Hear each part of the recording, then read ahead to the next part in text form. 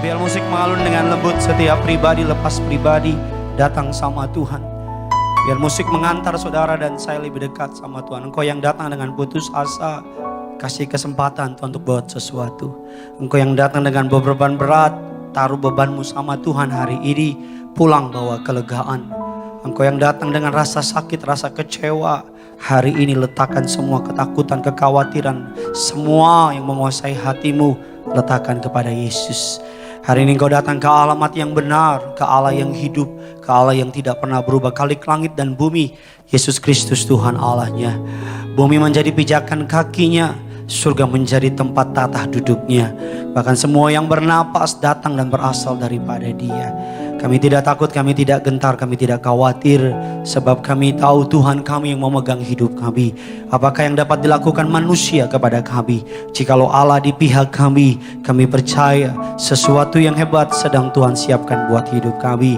Bagian kami tidak menyerah, bagian kami terus berharap, bagian kami terus melangkah bersama dengan Tuhan.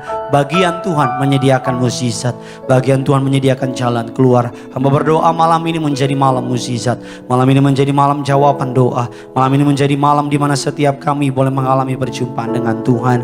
Meteraikan ibadah ini menjadi ibadah bukan biasa saja, tapi menjadi ibadah yang luar biasa. Lidah bibir hambamu kau urapi, kau sucikan, kau kuduskan. Dari ujung rambut telapak kaki, segala yang najis tidak ada di tempat ini. Bahkan setiap kata kalimat sungguh isi hati Tuhan yang disampaikan. Kuasa darah Yesus terbungkus tempat ini, jaringan yang kami pakai, Tuhan yang sucikan, Tuhan yang kuduskan. Memberkati seluruh jemaat Allah Jakarta, daerah, bahkan luar Indonesia sekalipun. Kami menolak, mematahkan, menghancurkan segala yang jahat.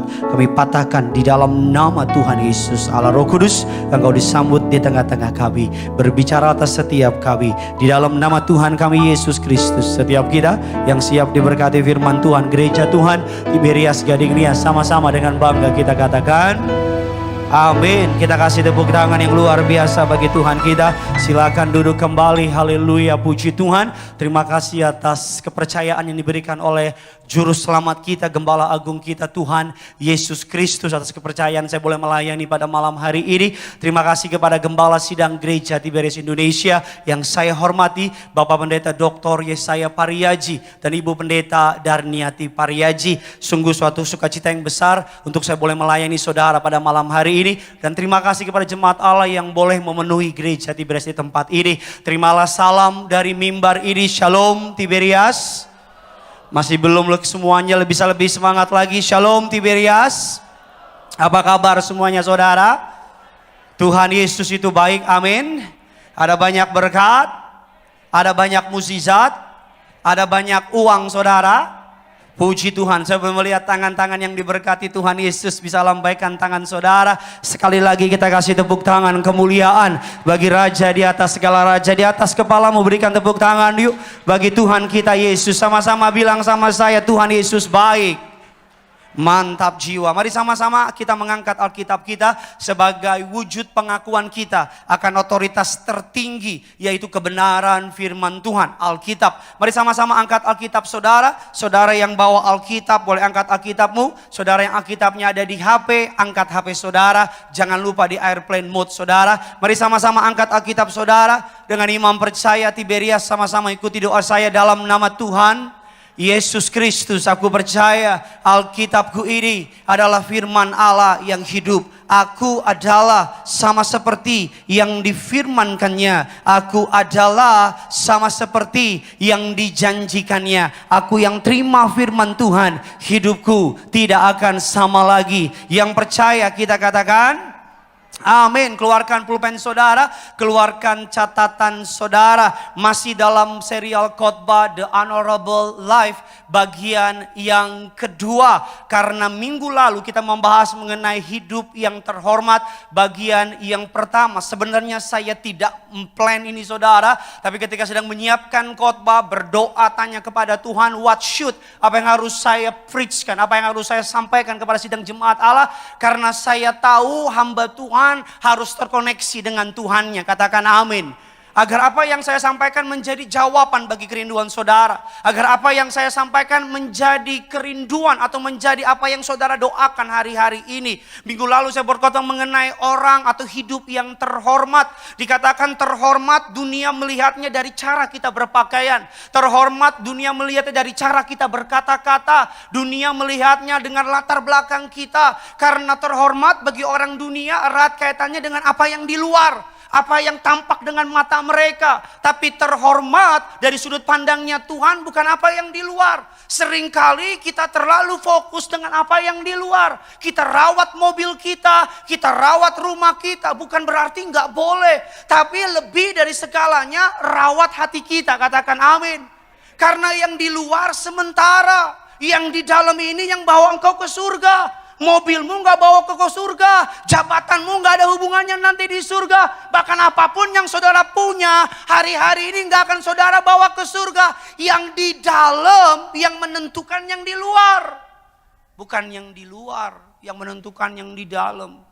Selalu saya mau bilang saudara boleh punya banyak uang. Tapi kalau hatimu kosong engkau gak punya damai sejahtera. Tapi saudara boleh hari ini mengalami kekurangan. Bahkan kau bingung harus bayar dari mana untuk biaya kehidupanmu. Tapi kalau dalammu menempel sama Tuhan. Maka damai sejahtera yang melampaui akar pikiran manusia. Akan mampu membuat saudara tersenyum di tengah masa sukar. Katakan amin.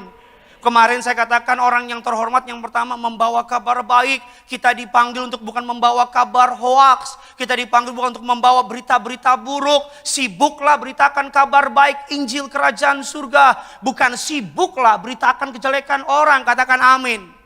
Katakan yes. Amin. Jangan hobimu jelekin orang gitu. Jangan hobimu ngomongin orang tanpa engkau sadar dirimu aja belum tentu benar. Selalu dan saya mau bilang sama kalau saudara sudah hidup benar, sudah bertobat, jangan lihat orang lain yang hidupnya belum bertobat engkau hakimi. Penghakiman milik Tuhan, katakan amin. Yang kedua dikatakan orang yang hidupnya terhormat adalah memiliki karakter yang rendah hati dan mau taat. Karena kerendahan hati akan menuntun kita kepada jalannya Tuhan. Dan di dalam jalannya Tuhan tidak bisa tidak, ketaatan adalah kuncinya. Taat ada berkat, tidak taat tidak ada berkat. Dan yang ketiga yang terakhir minggu lalu saya katakan bahwa meletakkan Yesus di atas segalanya. Dan hari ini kita akan masuk ke dalam bagian yang kedua. Ada 3 cara hidup yang terhormat dan ada 1 cara yang tidak terhormat. Saya cuma kasih 1 contoh agar saudara bisa mencontoh 3 hal. Agar saudara pulang dari tempat ini, doa saya saudara pulang dipuaskan rohmu, katakan amin. Kita buka dasar kebenaran firman Tuhan. Saya percaya sesuatu yang besar terjadi malam ini. Yohanes 12 ayatnya yang pertama sampai dengan ayatnya yang ke-11. Saya baca ayatnya yang pertama, saudara baca ayatnya yang kedua, demikian seterusnya. Yang sudah di sana sama-sama dengan saya katakan saya pasti diberkati. Dikatakan demikian ayatnya yang pertama, 6 hari sebelum Paskah Yesus datang ke Betania, tempat tinggal Lazarus yang dibangkitkan Yesus dari antara orang mati. Kedua saudara,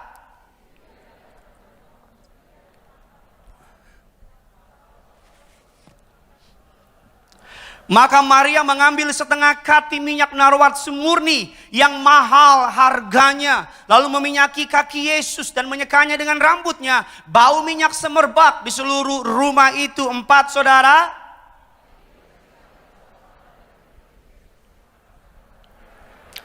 Mengapa minyak narwatsu ini tidak dijual 300 dinar dan uangnya diberikan kepada orang-orang miskin? 6 saudara.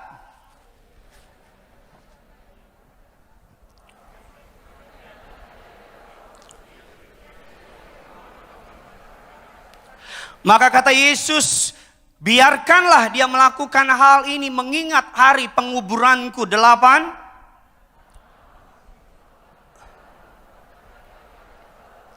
Sejumlah besar orang Yahudi mendengar bahwa Yesus ada di sana. Dan mereka datang bukan hanya karena Yesus, melainkan juga untuk melihat Lazarus yang telah dibangkitkannya dari antara orang mati. 10 saudara. Ayatnya yang ke-11 sama-sama kita baca 3 ya. Sebab Ada 4 tokoh di Alkitab ini kalau kita tidak menghitung Yesus. Tokoh yang pertama namanya Lazarus. Tokoh yang kedua namanya Marta. Tokoh yang ketiga namanya adalah Maria. Dan tokoh yang terakhir ada namanya Yudas. Dengan Yesus jadi 5. 4 tokoh ini mewakilkan kehidupan manusia. Tokoh yang 1, 2, 3 saya sebut mewakilkan kehidupan yang terhormat. Tokoh yang terakhir mewakilkan kehidupan yang tidak terhormat. Yang pertama, apa kehidupan yang terhormat? Kita lihat dari contoh yang namanya Lazarus. Alkitab katakan Lazarus mewakili the grateful life. Atau hidup yang mengucap syukur. Sama-sama bilang sama saya, Tuhan senang dengan orang yang mengucap syukur. Sama-sama bilang sama saya, Tuhan mencari orang yang mengucap syukur. Sama-sama bilang sama saya, orang yang mengucap syukur akan melihat hal yang lebih besar. Amin. Bukan hanya saudara yang senang kalau ada orang yang kamsia sama saudara. Kalau saudara berbuat sesuatu dan orang bilang, makasih ya bos. Saya paling senang kalau anak saya kasih sesuatu, dia bilang, ini mobil papa yang beliin. Rasanya pengen saya beliin semua mobil di dunia. Tapi gak ada duitnya. Kalau anak saya mengucap syukur sama saya, apa yang ada dalam otak saya? Otak saya akan berpikir, saya akan kasih lagi kesenangan buat kamu.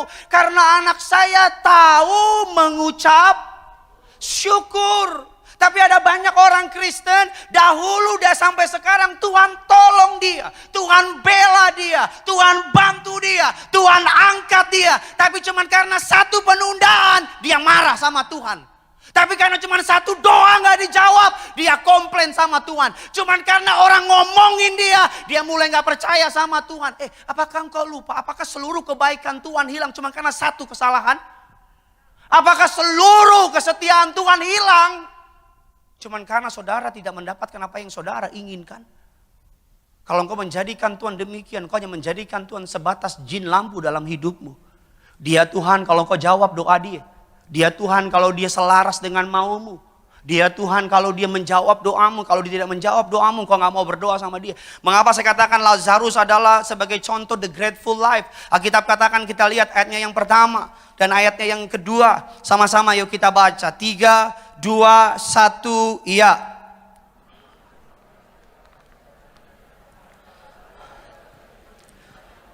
Ayatnya yang kedua lebih keras lagi. Di situ untuk dia dan sedang salah seorang yang turut makan dengan Yesus adalah siapa?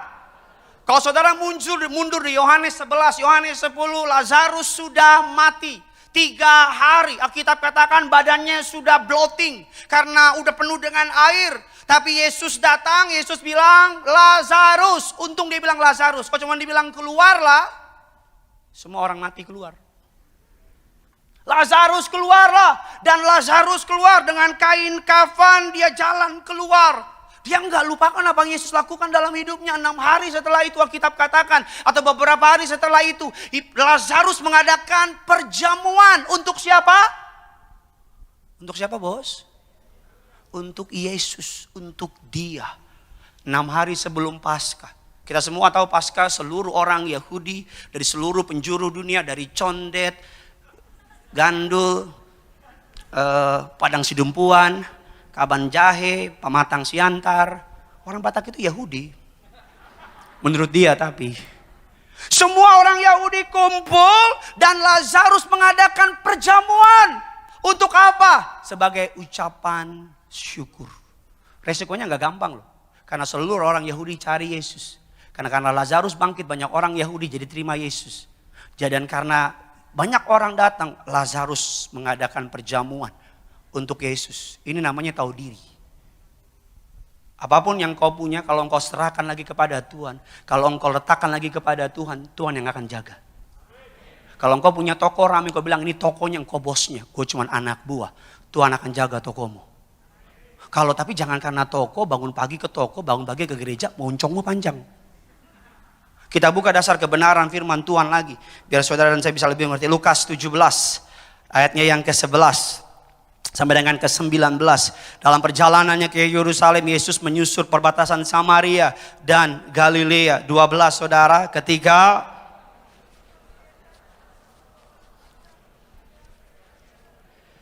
Dan berteriak, Yesus Guru, kasihanilah kami. Lalu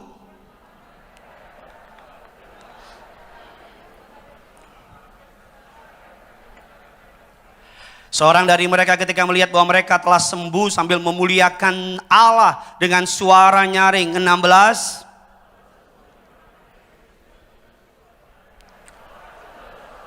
Lalu Yesus berkata, bukankah ke-10 orang tadi semuanya telah menjadi tahir? Di manakah yang ke-9 itu? 18 saudara. Ayat yang ke-19 yuk sama-sama dengan lantang. 3, 2 ya. Lalu ia berkata kepada, berdirilah, pergilah, imammu telah. Yesus suatu hari jalan-jalan di Yerusalem. Alkitab katakan ada 10 orang kusta, 9 orang Yahudi, 1 orang Samaria ketemu sama Yesus. Kalau saya boleh pakai bahasa sekarang, 9 orang Kristen, 1 bukan orang Kristen ketemu sama Yesus. Mereka berteriak-teriak bilang, Yesus have mercy on me, kasihanilah kami. Yesus nggak numpang tangan, Yesus cuma bilang, pergilah, perlihatkan dirimu kepada imam-imam. Kenapa imam-imam? Karena imam-imam yang memiliki otoritas untuk menyatakan seseorang sudah tahir apa bukan. Dalam Imamat 13 Alkitab katakan di tengah perjalanan mereka sadar. Sama-sama bilang sama saya, mereka sadar. Sadar apa? Kustanya hilang. Mereka sadar sakitnya hilang. Mereka sadar mereka udah gak lagi kusta. 9 dari mereka yang orang Kristen itu lari ke rumahnya. Party, pesta, Shopee, Tokopedia, Gojek. Pokoknya pesta, senang-senang. Lupa datang sama Tuhan, kamsya sama Tuhan, thank you. Orang Samaria yang gak ngerti firman. Orang Samaria yang orang kafir. Orang Samaria yang bukan orang percaya. Dia sadar, dia balik sambil nyanyi lagu. Muliakan Tuhan, dia bilang Yesus, kamsa hamidah. Yesus bilang sarang heo. Itu enggak ada di Alkitab, ada di Alkitab saya. 9 orang ini, Alkitab Yesus katakan demikian. Bukankah 10-10-nya sembuh? Saya bilang ya, kalau seluruh orang Kristen tahu diri, gereja gak mungkin sepi. Gak mungkin sepi. Kalau seluruh orang Kristen sadar napasnya minjem dari Tuhan, gereja gak akan pernah kosong. Saya mau bilang kalau saudara tahu mengucap syukur sama Tuhan. Apa yang kau terima kau kembalikan lagi Tuhan. Apa yang kau terima kau bilang terima kasih sama Tuhan. Semua karena Tuhan, semua karena anugerah, semua karena kebaikan. Bukan karena kekuatan saya, bukan karena kehebatan saya, semata-mata karena Tuhan. Tuhan tidak akan tahan-tahan berkatnya sama saudara. Amin. Dia gak akan tahan-tahan. Tapi yang repot, baru kaya dikit, baru lunas mobil, udah malas ke gereja. Tapi yang repot, baru naik jabatan dikit, udah lupa sama Tuhan. Tapi yang repot, banyak di antara kita pengejaran kita bukan surga, tapi berkat. Pengejaran kita bukan karakter yang diubahkan, tapi rumah yang diubahkan. Pengejaran kita bukan hati yang diubahkan, tapi mobil yang diubahkan. Kita selalu berpikir diberkati erat kaitannya dengan mobil 20, pembantu 25, rumah 300. Kalau dengar orang selamat, dengar orang bertobat dibaptis, kita biasa. Tapi kalau dengar orang jadi miskin kaya raya, kita tepuk tangan. Itu menunjukkan hati lebih menghargai duit daripada jiwa. Mengapa kalau orang mendapat keselamatan, saudara biasa aja. Tapi mengapa kalau ada orang miskin tiba-tiba jadi kaya, engkau jadi, haleluya, Tuhan hidup. Tuhan yang mana? 9 orang ini meninggalkan Yesus. Mereka hanya sampai berkat mereka, hanya sampai di berkat kesembuhan fisik. 1 yang balik. Alkitab katakan apa? Imanmu telah. Jadi yang balik ini bukan hanya dapat sembuh dari kusta, Pak. Yang balik ini bukan hanya sembuh dari kusta, Bu. Tapi yang balik ini mendapat keselamatan. Makanya selalu saya mau bilang jangan jadi ke-9 orang ini. Saya takut ayat ini menjadi sebuah gambaran di akhir zaman nanti. Dari 10 orang percaya, 1 yang selamat. Saya takut ayat ini menjadi sebuah pengingat kita. Bukan banyaknya jiwa, tapi berapa yang masuk ke surga. Karena ayat ini mengajarkan 10 sembuh, 1 yang tahu diri. 10 mengalami mukjizat, 1 yang datang sama Yesus dan bilang thank you, thank you, thank you, thank you. Celakanya yang balik Samaria bukan orang Yahudi. Makanya ya, banyak orang di luar Kristen yang tiba-tiba jadi Kristen lebih tahu diri ke gereja daripada yang Kristen dari lahir. Makanya ya, kalau orang dulunya bukan Kristen tiba-tiba jadi Kristen ke gereja lebih militan daripada yang dari kandungan udah Kristen. Makanya ya, orang yang dulunya gak kenal Yesus tiba-tiba kenal Yesus. Woi, cari Tuhan, semangat gak tahu. Pokoknya gak mau malu, maju terus kemana-mana ceritain Yesus. Contohnya siapa? Bapak Ibu Gembala. Latar belakang mereka bukan Kristen. Latar belakang mereka agama nenek moyang. Semenjak mereka terima Yesus, apa yang ibu gembala bilang sama saya? Tiap hari dia pelukin Alkitab. Eti jatuh cinta sama Tuhan Yesus. Eti jatuh cinta sama perkataan Tuhan Yesus. Tapi kita yang dari kecil Kristen, tiap hari, di mana tuh Alkitab? Nggak tahu Den. Ya udahlah di Alkitab, di HP ada. Lihat di HP, kita buka Alkitab. Lagi lihat HP, lihat live score. Wih, live score. Wih, Juve tadi malam gak lolos, mampus. Jangan jadi 9 orang itu. Tapi jadilah. Yesus bukan minta berharap 9 orang ini balik dan muji dia, bukan. Isunya bukan itu. Tapi Yesus berharap mereka kembali bukan supaya muji-muji Yesus. Tapi kalau mereka kembali, lebih dari itu Tuhan kasih. Amin. Kalau engkau kamsia nih sama Tuhan. Kalau Tuhan berkati engkau makin rendahkan dirimu sama Tuhan. Engkau bilang thank you Tuhan, thank you. Makin diberkati lagi, thank you. Makin diberkati, makin thank you lagi. Tuhan gak akan segan-segan terus kasih sama saudara. Tapi yang repot baru percaya perkara kecil, udah belagu kita. Yang repot baru dipercayakan hal kecil, udah lupa diri kita. Lazarus mewakili kehidupan. Alkitab katakan, kita buka dasar kebenaran firman Tuhan biar kita sama mengerti. Bilangan 21 ayat yang keempat dan ayat yang ke-6. Bilangan 21 4 sampai dengan ke-6. Sudah diberkati, amin. Yuk lebih semangat lagi. Ayat yang keempat, setelah mereka berangkat dari gunung Hor, berjalan ke arah laut Teberau untuk mengelilingi tanah Edom, maka bangsa itu tidak lagi dapat menahan hatinya di tengah jalan. 5 saudara. Ayat yang kelima, 1, 2, 3, iya.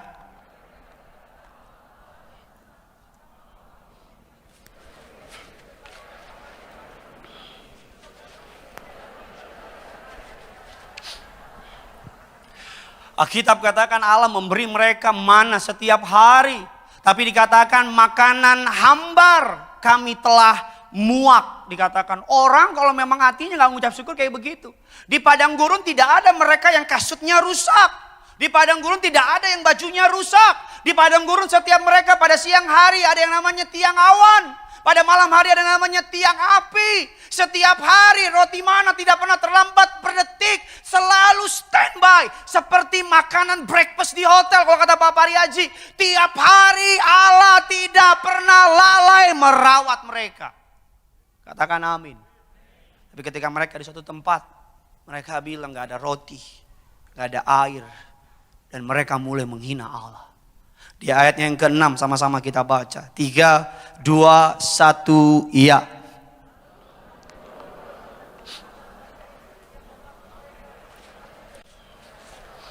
Lalu Tuhan menyuruh ular-ular tedung ke antara bangsa itu. Terjemahannya bahasa aslinya, lalu Tuhan menyuruh yang namanya trouble. Masalah. Makanya kalau setiap hari, saudara tiap hari gak mengucap syukur, bukan berkat yang datang. Masalah tambah terus datang. Latih bibirmu untuk mengucap syukur. Sekalipun keadaan tidak kelihatannya bisa diucap syukur. Katakan amin. Tiap pagi, bangun pagi minimal nafas yang Tuhan beri. Minimal engkau bisa melek, bisa lihat. Minimal engkau masih bisa nonton drama Korea, Vincenzo, Montella. Minimal engkau masih lebih sehat. Minimal engkau ada di gereja, tidak di rumah sakit, tercover di Wisma Atlet. Apakah itu bukan ucapan syukur? Minimal engkau bajumu baik. Minimal engkau bisa ibadah, nonton boy band Korea. Dengar ibadah. Sama-sama bilang sama saya, kalau saya mau melihat, ada banyak hal yang bisa saya syukuri. Amin. Banyak hal. Yang kedua, tokoh yang pertama, Lazarus mewakili grateful life. Lazarus mengucap syukur. Di tengah-tengah orang banyak Yahudi, dia tidak malu. Dia beritakan kepada orang banyak, Yesus yang membangkitkan dia. Kalau engkau naik jadi naik jabatan, bilang sama orang lain, Yesus yang naikin. Kalau saudara menang proyek, bilang Yesus yang bikin menang proyek. Kalau saudara sembuh, bilang Yesus yang bikin sembuh. Agar semua orang yang dengar, engkau bisa karena Yesus yang melakukannya. Kasih kemuliaan buat Tuhan kita, saudara. Kalau orang tanya sama saya, lo kok bisa jadi pendeta? Ya mau gimana? Yesus yang pilih. Tuhan yang pilih. Kalau Tuhan yang pilih, Tuhan yang bertanggung jawab. Yang kedua, tokoh yang kedua yang bisa kita pelajari namanya Marta. Lazarus mewakili yang namanya the grateful heart. Dari satu perikop ini ada 4 karakter yang berbeda. Marta mewakili the serving life atau hidup yang melayani. Di ayatnya yang kedua, yuk sama-sama kita baca. 3, 2, 1, iya. Di situ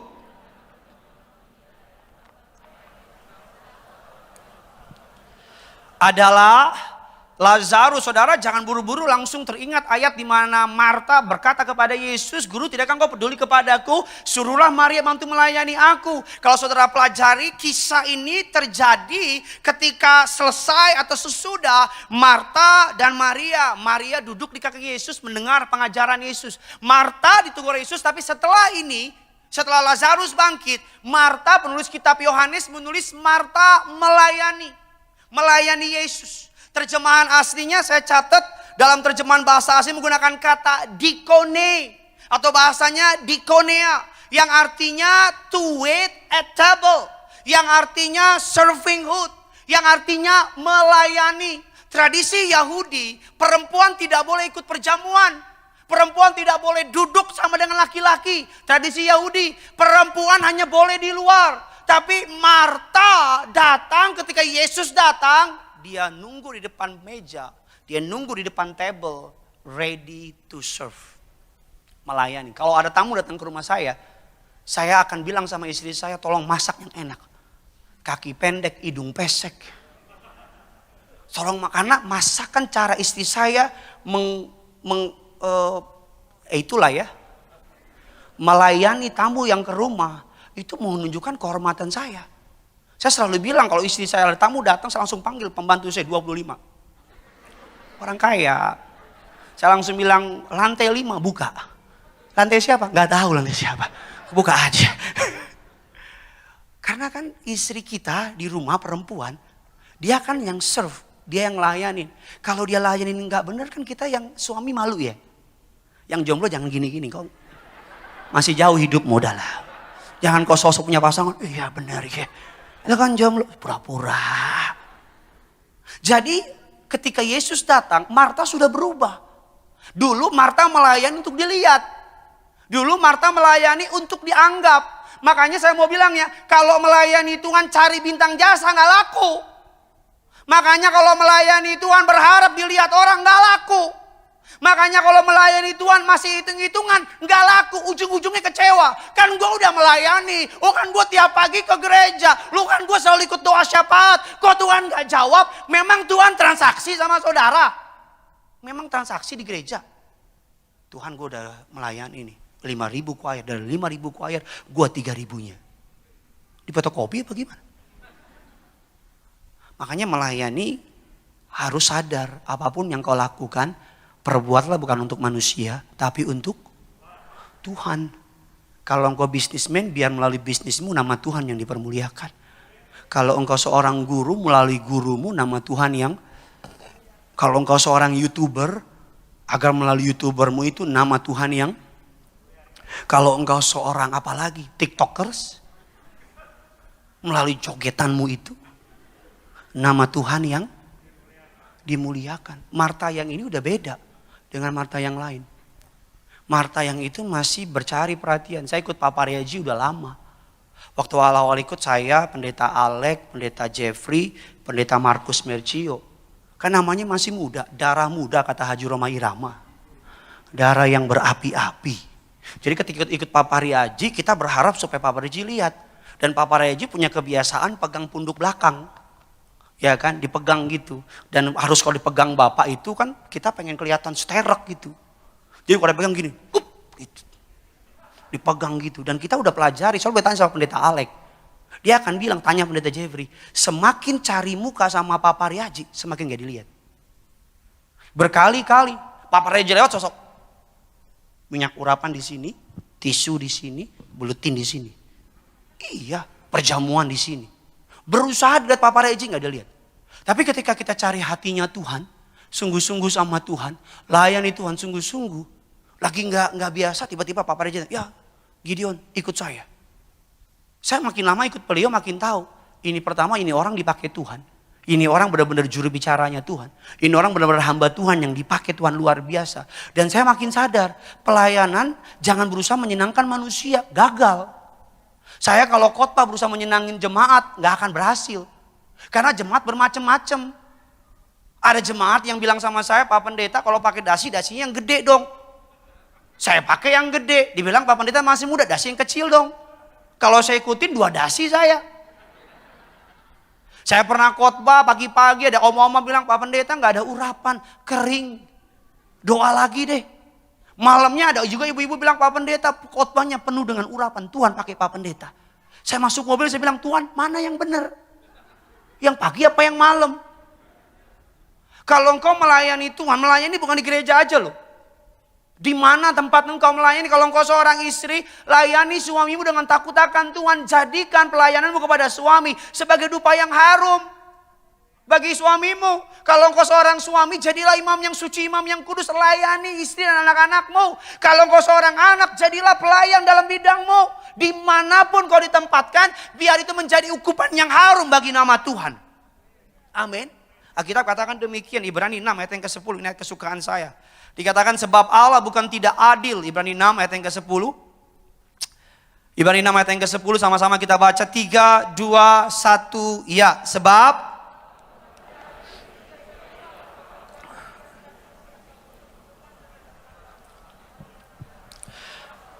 yang masih kamu lakukan sampai sekarang, Alkitab katakan demikian. Sama-sama kita baca Matius 20 ayat yang ke-28. Sama seperti anak manusia datang bukan untuk dilayani, melainkan untuk dan untuk memberikan nyawanya. Amin. Matius 25 ayat yang ke-36. Mengapa kita harus melayani? Yang pertama, melayani adalah memberi diri menjadi berkat bagi orang lain. Sama-sama bilang sama saya, memberi diri. Sama-sama bilang sama saya, untuk menjadi berkat. Dasar kebenaran firman Matius 25:36. Ketika aku telanjang, kamu memberikan aku pakaian. Ketika aku sakit, kamu melawat aku. Ketika aku dalam penjara, kamu apa? Mengunjungi aku. Matius ayat yang ke-40, kita lompat. Berkata, sesungguhnya segala sesuatu yang adalah untuk seorang saudaraku yang hina ini, kamu telah melakukannya untuk siapa? Untuk aku. Yang pertama, melayani adalah memberi diri menjadi berkat bagi orang lain. Kalau saudara meletakkan dirimu dalam posisi pakai aku untuk menjadi alatmu, maka Tuhan akan menyediakan semua sumber daya alam surga untuk memakai saudara. Amin. Yang kedua, melayani adalah anugerah Allah. Kalau saudara di rumah ada orang yang tidak terima Yesus, layani dia, itu anugerah. Kalau ada orang di kantor saudara yang tiap hari curhat sama saudara, saudara pusing, dia lagi nih. Ini masalahnya gak habis-habis nih, layani. Sebelum ke tempat ini saya konseling seorang pasangan yang mau menikah sama istri saya. Oh, secara manusia pengen langsung ke gereja, tapi harus pelayanan. Konseling sama mereka, ngobrol sama mereka, mereka tanya, ngobrol. Kadang-kadang lagi ada acara keluarga, dia lagi makan, tiba-tiba ada orang liatin begini. Saya udah begini, saya tahu jemaat Tiberias. Langsung bilang Pak Gideon ya. Saya nggak mungkin bilang kan, bukan Alek. Kan nggak mungkin, karena dari muka kan gantengan saya gitu kan. Kan mana mungkin Lee Min Ho sama Pak Gideon ya. Iya. Aduh, Pak puji Tuhan ketemu Bapak di sini. Lu puji Tuhan, gua kagak. Pak boleh curhat enggak? 5 menit, 5 menit, 5 menit, 5 menit.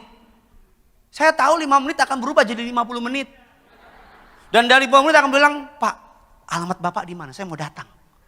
Tuhan saksinya ya. Saya lagi pulang dari Sarbini, kalau dusta nih, saya bukan lempar pakai mimbar boleh.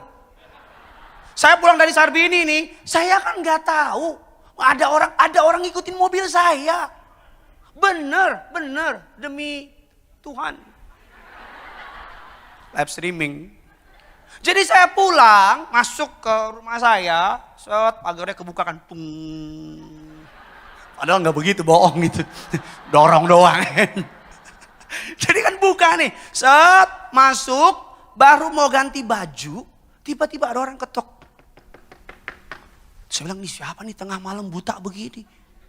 Dia bilang, Pak maafkan saya ikutin Bapak dari Sarbini. Saya bilang, gila ini orang. Gila ikutin gue dari Sarbini, saya bilang gila nih. Semenjak hari itu saya kalau pulang rumah nengok belakang terus. Mana ini orang ikutin gue nih. Bener tanya istri saya bilang, sayang kita pindah yuk ke rumah kita di Los Angeles. Saya bilang udah dijual.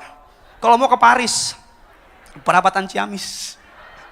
Iya malam-malam tiba-tiba masuk dia nangis. Itu udah sesi 8 sesi, 9 sesi. Oh ya gitu ya. Oh iya gitu ya. Oh iya ya. Oh iya ya. Sarbini udah gak pernah kehitung. Pulang pelayanan udah capek, udah keringetan. Keluar udah asik. Udah beres pelayanan asik. Ada yang di ujung nunggu gini nengok-nengok gitu. Saya kan gak mungkin pura-pura gak lihat. Aku tidak lihat gitu. Gak mungkin masuk mobil tancep kan gak mungkin. Langsung bilang, Pak boleh ngomong? Kan gak mungkin saya bilang, udah habis maaf ya. Nanti beli voucher lagi ya nanti. Bener, saya ke rumah sakit, lagi sakit. Ya kan, lagi asing. Pak Pendeta, minta doain, lu doain gue dong. Gue juga sakit nih, nomor satu doain. Sama istri saya lagi antri, ya namanya jemaat Tiberias kan di mana-mana. Saya usul nanti sama gembala, pokoknya ada name tag Tiberias. Jadi kalau saya lihat saudara saya lari gitu. Tapi Tuhan bilang pelayanan anugerah. Kita lihat 1 Petrus 4, saya suka banget ayat ini, ayat yang ke-11. Jika ada orang yang berbicara, baiklah berbicara sebagai orang yang menyampaikan firman Allah. Jika ada orang yang melayani, baiklah melakukan dengan kekuatan yang dianugerahkan Allah. Supaya Allah dimuliakan dalam segala sesuatu karena Yesus Kristus ialah yang punya kemuliaan kuasa sampai selama-lamanya. Kalau mulut itu jago ngomong, moncongmu itu manis. Ya kalau kau ngomong orang suka diabetes. Kalau memang kau jago ngomong, layani dengan mulutmu. Kalau orang patah hati bilang, jangan malah kau yang patahin hati dia. Kalau engkau jago desain, bikin desain. Tuh ada satu jemaat WA saya, Pak Pendeta saya lihat desain Pak Pendeta tiap minggu kurang bagus, saya desain grafis. Boleh gak saya bikin desain Pak Pendeta tiap minggu? Saya bilang bayar gak? Enggak Pak Pendeta, ya boleh silakan lanjut lah saya bilang. Loh kan melayani. Saya gak bisa ke gereja, saya gak bisa melayani karena saya sibuk Pak Pendeta. Tapi saya punya kemampuan desain, boleh gak saya layani? Boleh, dengan senang hati. Pak Pendeta saya orang media, tapi saya besar di luar karena Tuhan. Saya mau melayani di gereja, sebagai apa? Sebagai kameramen, layani kameramen. Saya bosan lihat dia terus nih.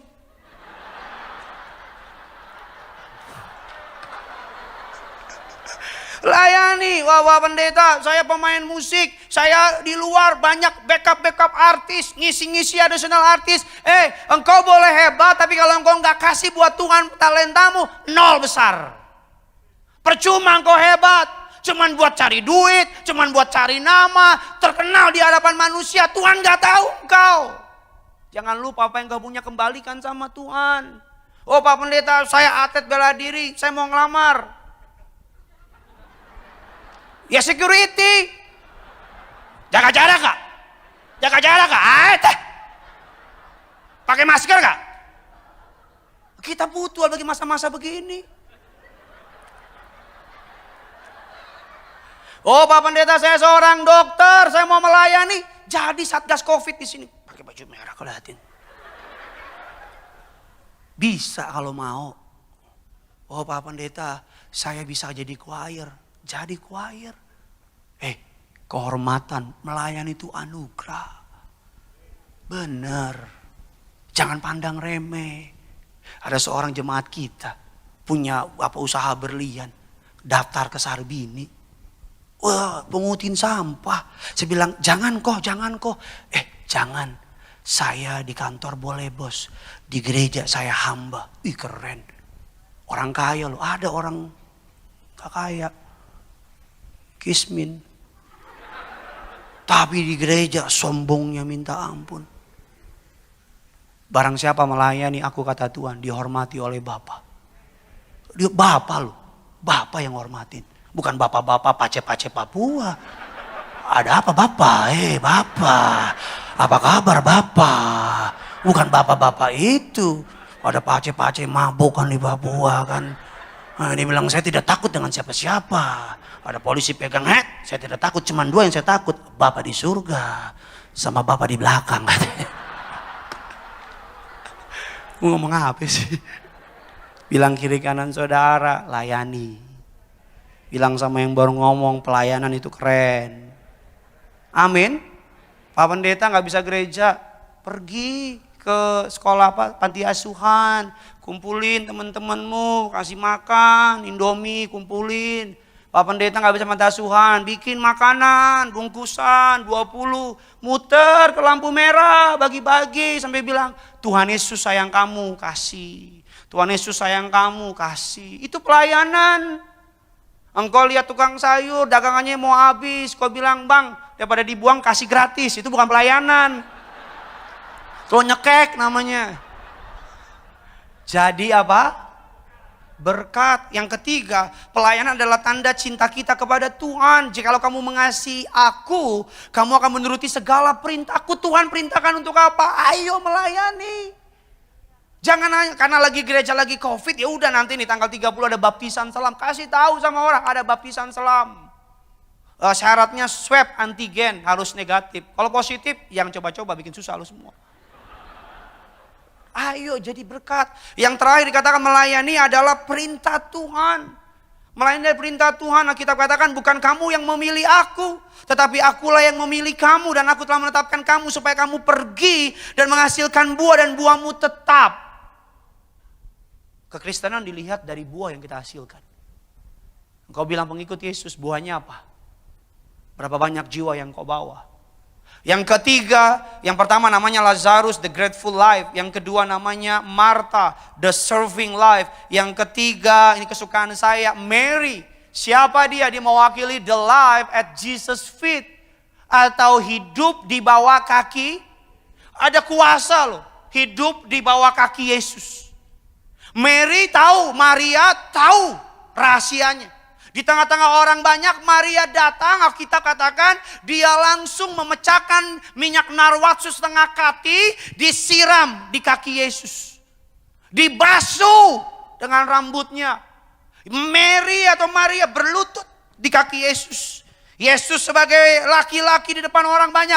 Pada masa itu perempuan tidak boleh kontak mata dengan laki-laki yang bukan keluarganya atau suaminya. Pada masa itu bahkan perempuan tidak boleh keluar tanpa memakai kerudung.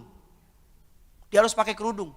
Kalau ada pembacaan Taurat atau Torah di tengah-tengah orang baca dan ada perempuan mendengar kitab suci itu tanpa memakai kerudung, hukumannya dirajam. Dalam tradisi Yahudi. Jadi bayangin kenapa banyak orang gusar. Bukan karena hanya sekedar minyak yang dicurahkan yang mahal. Orang banyak gusar karena orang bilang, gila. Itu kan perempuan. Kan gak pantas dia langsung masuk di tengah-tengah perjamuan laki-laki. Berlutut, serakin minyak pakai rambutnya. Tapi Maria ini dia tahu rahasia di bawah kaki Yesus. Dia mencurahkan minyak di bawah kaki Yesus sebagai gambaran bahwa pengurapan Yesus akan mati nanti.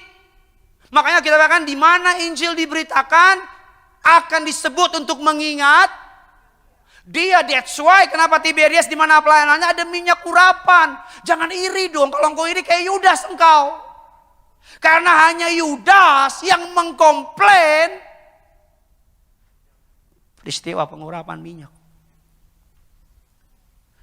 Maria, dia di bawah kaki Yesus. Pada zaman itu laki-laki dengan perempuan, kalau bukan pasangan nggak boleh kontak mata, nunduk begini, pakai kerudung. Saudara. Dan Maria berlutut di kaki Yesus. Kaki adalah gambaran kita berserah. Kalau kita katakan aku akan membuat musuh-musuhmu di bawah kakimu. Jadi Maria mau kasih gini sama Yesus, mau bilang begini, aku di kakimu. Dan rambut Alkitab katakan semua bilang, bahkan dalam kitab Pemasmur dan kitab Amsal, mahkota perempuan. Mahkotanya itu di kaki Yesus. Apa yang mau Maria bilang? Maria mau bilang begini, aku menyerahkan hidupku di bawah kakimu. Aku meletakkan kepengharapanku di bawah kakimu. Mahkota itu gambaran dia menyerahkan. Dia bilang, hanya engkau yang layak aku sembah. Hidup di bawah kaki Yesus adalah kekuatan untuk berkemenangan di zaman akhir ini. Amin. Hidup di bawah kaki Yesus. Yang pertama, sitting at the feet of Jesus. Duduk di kaki Yesus. Lukas 10, 39, 42. Yuk sama-sama kita baca. 3, 2, 1, ya.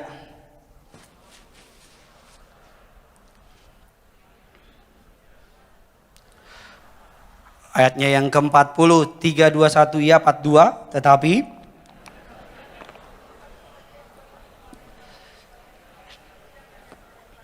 sering-sering Pak, Bu, sebelum keluar rumah, masuk ruang doamu, duduk di kaki Yesus. Sering-sering berlutut sebagai tanda engkau merendahkan diri. Sering-sering bilang sama Yesus, kalau Tuhan gak tolong gagal saya. Kalau Tuhan gak turun tangan hancur saya. Kalau Tuhan mundur dari saya, siapa lagi yang bisa kuharapin Tuhan? Tolong aku Tuhan, aku gak berdaya, aku miskin, aku bukan orang hebat, tapi Tuhan yang hebat. Sering-sering kayak gitu. Bahwa mau tidur malam-malam sering-sering berlutut sama suamimu, sama istrimu, bilang Tuhan, Kamsia buat hari ini, thank you buat semua hari ini. Kalau ada dosa minta ampun. Jangan kalau udah ada masalah baru berlutut. Jangan sampai ada masalah dulu, tapi mulailah terus-terusan. Latih dirimu untuk berlutut. Yang kedua, falling at the feet of Jesus. Jatuh di kaki Yesus. Jatuh. Jatuh tuh bicara gini nih, saudara nih. Nih lihat kemuliaannya. Saudara lari udah gini. Yesus, udah. Cuman engkau yang aku perlu. Cuman engkau yang aku butuh, bukan yang lain. Falling at the feet of Jesus. Di bawah kaki Yesus. Alkitab katakan Maria mengambil setengah kati minyak nawats yang murni mahal harganya. Meminyakinya di kaki Yesus, menyekanya dengan rambutnya. Alkitab katakan yang terakhir, washing the feet of Jesus. Mencuci kakinya Yesus dengan rambutnya. Dicuci kaki Yesus. Anak-anak muda, nanti pulang ambil air, cuci kaki mamamu, cuci kaki papamu. Pak, mama saya begini, cuci. Tunjukin dalam Lukas, saudara baca Lukas 13:14. Yesus setelah kakinya dicuci oleh Maria, Yesus panggil murid-muridnya. Yesus taruh kain, dia cuci kaki murid-muridnya. Tuhan aja rendah hati, siapa kita mau sombong? Amin. Maria. Yang terakhir, 3 contoh hidup terhormat. Lazarus, the grateful life, hidup yang mengucap syukur. Martha, the serving life, hidup yang melayani. Maria, life at the feet of Jesus. Hidup di bawah kaki Yesus. Saya pernah baca kutipan orang yang berlutut di kaki Yesus dapat berdiri di hadapan siapapun. Amin. Yang keempat, yang terakhir. Judas, the materialistic life. Dia hidupnya fokusnya materi. Dia lihat Maria menuangkan minyak. Judas marah-marah. Dia bilang, bukankah begini, lebih begini. Banyak orang kayak gitu. Komplain bisa, nolong bantu juga enggak. GBK dibuat sama Papa Riaji. Banyak orang komplain, kok buat di GBK kan uangnya kan sayang. Begini, mendingan buat tolong begini. Setelah dicek, bantu juga enggak. Pelayanan juga kagak.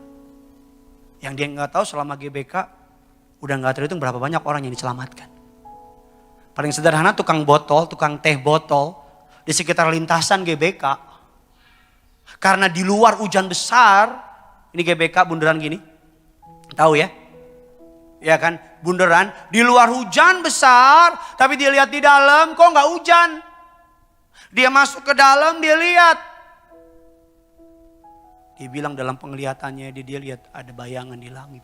Ada orang lagi lari di GBK, lari malam. Kok pagi? Lagi lari, dia dengar musik. Kok enak ya? Pas di gerbang warna kuning atau merah, saya nggak tahu lah, dia berhenti. Dia lihat khotbah Papa Riaji. Hatinya dijamah Tuhan, bertobat. Saya nggak bisa bilang berapa ada tukang-tukang, vendor-vendor, bukan orang Kristen, orang-orang dari daerah kampung lagi siap-siapin acara, dia liatin. Bertobat. Kalau nggak tahu jangan so tahu. Kita mau bangun gereja di BDS Bekasi. Ada orang bilang, oh ngapain sih bangun gereja lagi masa begini? Udah mendingan uangnya dikumpulin buat nolong orang susah. Yesus bilang orang susah akan selalu bersama dengan engkau.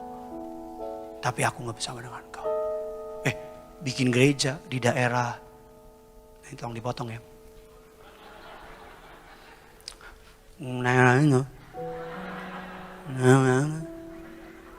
Itu butuh mukjizat bos. Betul. Ketika Papa Riaji bilang, Gideon kamu ketua panitia pembangunan. Saya bilang, Pak Jeffrey aja gimana Pak Jeffrey? Loh kalau gagal kan gantung. Tapi puji Tuhan berdoa terus. Saya bilang, Pak tolong doa. Tiap kali mau ketemu orang telepon Papa Riaji. Ya Gideon kita doa dalam namanya. Amin, amin, amin. Ketemu. Yudas dia marah lihat minyak dicurahkan. Jadi kalau ada orang yang hari ini masih marah-marah soal minyak. Alkitab yang bilang bukan saya. Saya berdoa. Agar firman Tuhan ini menghasilkan sesuatu di hati saudara. Engkau bukan orang-orang murahan. Engkau orang-orang yang terhormat di mata Tuhan. Siapa orang terhormat? Orang-orang yang hidupnya mengucap syukur. Siapa orang-orang terhormat? Orang-orang yang hidupnya melayani. Engkau boleh hebat. Tapi kalau engkau gak melayani, no. Siapa orang-orang terhormat? Orang-orang yang hidup di bawah kaki Yesus. Ini kesukaan saya. Berkali-kali ada masalah, saya berlutut, nangis. Kepala, mulut, sama lutut sejajar sama tanah. Udahlah, jangan nangis sama manusia, kebalik. Tolong gua, kalau gak tolong gua hancur. Manusia cuma bisa sebantu, sebisa doang. Bahkan sering kali tolong kagak ngomongin iya. Betul apa betul? Nangis sama Tuhan. Jangan buang air matamu untuk yang sama dengan engkau daging. Darah dan daging. Nangis sama Tuhan. Gak ada duit masuk kamarmu nangis Tuhan. Gak ada duit nih gimana? Sembah dia, hancur hati, nangis Tuhan. Angkat penyembahanmu, angkat ucapan syukurmu, angkat pengagunganmu sama Tuhan. Udah penyembahan, ambil tubuh darah, terima tubuh darah. Baca firman, baru doa. Ada banyak orang masuk ke ruang doanya langsung minta, Tuhan minta mobil dong. Enggak gitu juga kan hidup ini. Nyembah dulu, senangkan hatinya. Dengan penyembahanmu. Senangkan hatinya dengan ucapan syukurmu. Kau baik Tuhan. Kau sungguh baik Bapa. Kami naikkan syukur padamu. buat kasih setiamu Tuhan, buat kebaikanmu Bapa. Kami sembah namamu Tuhan. Haleluya, haleluya. Mari sama-sama kita bangkit berdiri datang sama Tuhan. Haleluya, haleluya,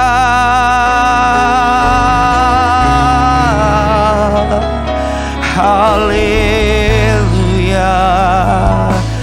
Kau baik, kau sungguh baik, kau teramat baik. Haleluya, haleluya. Kau baik, sungguh amat sangat baik. Haleluya, haleluya, haleluya.